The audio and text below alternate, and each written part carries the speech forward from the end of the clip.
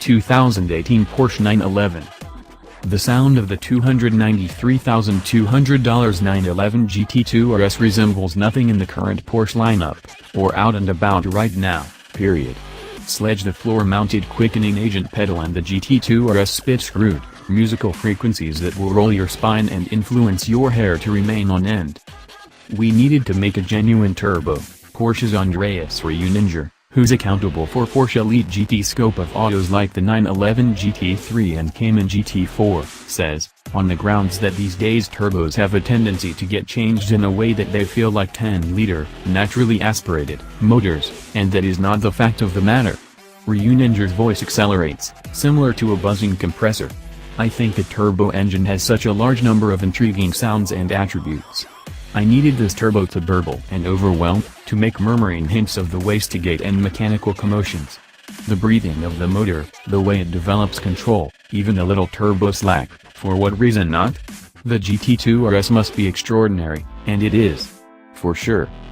A substantial aspect of Reuninger's responsibilities includes saving the organization's brandishing soul in road-going vehicles, which is an especially basic piece of Porsche's business. Get a GT right, and you can subdue the fault-finders who say the producer is losing the plot by building Cayenne Panameras, fail to understand the situation, and you hazard estranging the diehards and Porsche evangelists. This time around, Reuninger went old-fashioned to make that slippery contrast. He dove into the Porsche exhibition hall gathering and put a 1970s Time 935 turbo and a few turbocharged race cars on a lift, estimating things like admission sprinter lengths and the header measurements. The discoveries helped shape the GT2 RS's supreme whale. It's difficult for lovers to discover blame in Reuninger's most recent creation, at any rate on paper. In spite of the fact that power is just headed to the back wheels, the GT2 RS as of late ran a record-setting 6:42.3 at the Nurburgring Nordschleife, beating the 887 strength, all-wheel drive 918 Spider's chance by a boggling 10 seconds. It additionally disgraced the latest record holder, the Lamborghini Huracan Performant. Be that as it may, numbers just recount a large portion of the story, so we flew out to Portugal Portimao circuit to get the full seat of the pants scoop on this 700-drive mammoth.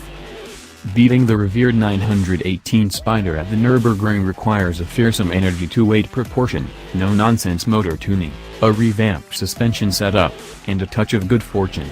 All things considered, the GT2 RS's weight reduction administration included everything from carbon fiber seats, sparing around 31 pounds, and a magnesium rooftop, 2.2 pounds lighter, to erased raised seats, 21 pounds, and the utilization of carbon entryway pivots, trimming 1.7 pounds.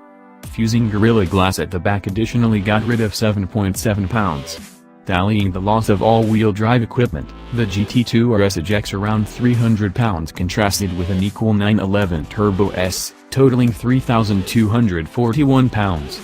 The $31,000 Satch bundle spares an extra 40 pounds and incorporates exotical-like carbon fiber stabilizer bars, magnesium wheels, a titanium move confine, for non-US markets, and a 3-layer carbon fiber rooftop board. That's about $775 per pound spared, for those checking at home. Porsche has jacked the GT2 RS's yield to 700 strength and 553 pounds-to-foot of torque, an impressive jump over the Turbo S's 580 drive.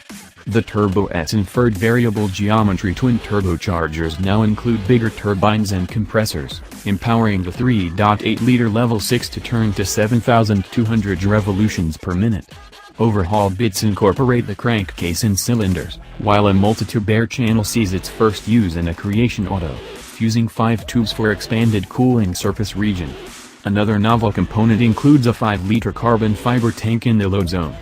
The repository sustains water to 2 spouts that splash the netting along the intercooler, lessening charge temperatures by as much as 70 degrees Fahrenheit. The framework just keeps running amid outrageous temperatures, think 100 degrees Fahrenheit plus surrounding temperatures, and the motor keeps on working typically if the water is exhausted. NACA channels on the hood cool the front brakes, while louvers on the wheel well extricate air, supporting front downforce. Without precedent for a Porsche road auto, all suspension associations utilize steel rotating appendages rather than elastic bushings. Dynamic motor mounts likewise help keep the power plant settled to the case amid forceful speeding up, disposing of the impacts of sudden hub stacking.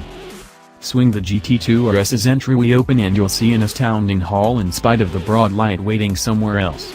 Not at all like the 918's shockingly wispy entryways, the RS holds its strong 911-based crash structure. It does, be that as it may, utilize nylon tie entryway handles, a captive to RS models of yore. Getting situated includes somewhat of a backmastery. It's relatively unthinkable not to fall into the profound pale seats with an awkward thud.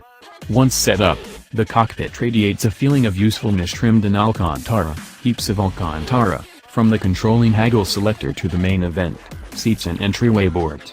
US autos can't be legitimately outfitted with a move confine, yet autos obtained through May 2018 can be requested with a stereo arrays. After at that point, all vehicles will be lawfully required to have a reinforcement camera and, for this situation, a root screen. AC erase is another no-charge choice.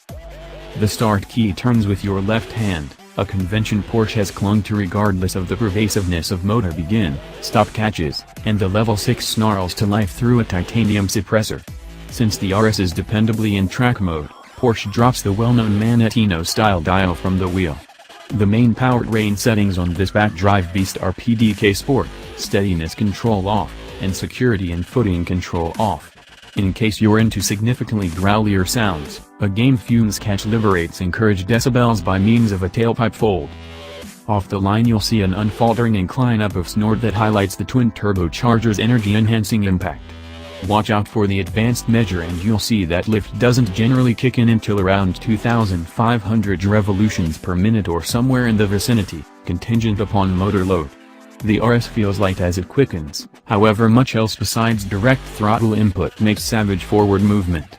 Plunge hard into that correct pedal and the power is gigantic and amazing, particularly when turbo support thickens around 4,500 revolutions per minute. Forceful driving can close holes in rush hour gridlock that shouldn't be possible in a land-based vehicle. It's that brisk.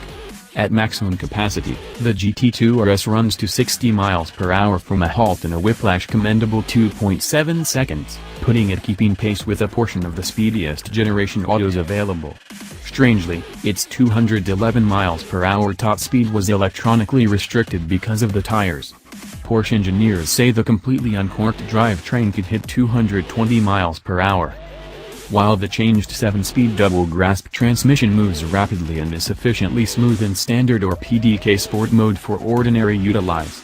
In spite of the fact that you may have the tingle to tap the little controlling wheel-mounted door shifters, in programmed mode the PDK moves instinctively enough to forestall the need to swap gear teeth physically.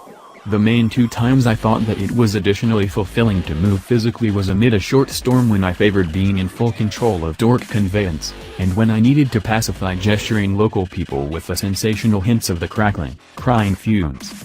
Unexpectedly, my enormous wing, horn and liveried analyzer drew the same amount of unmistakable amazement from the Portuguese as did Lamborghinis and McLarens I've tried there before. The game fumes setting is a good time for a show. However, standard mode is bounty boisterous for most conditions and can get tedious on longer expressway drives, with a particularly maddening reverberation at around 2,200 revolutions per minute. Tire commotion from the Michelin Pilot Cup Sport 2s is additionally extensive at expressway speeds, and the carbon clay plugs can be boisterous and delicate before they're warmed up. Grown-up drivers will probably discover fuss with the GT2 RS's cockpit tracket, however given the way this is the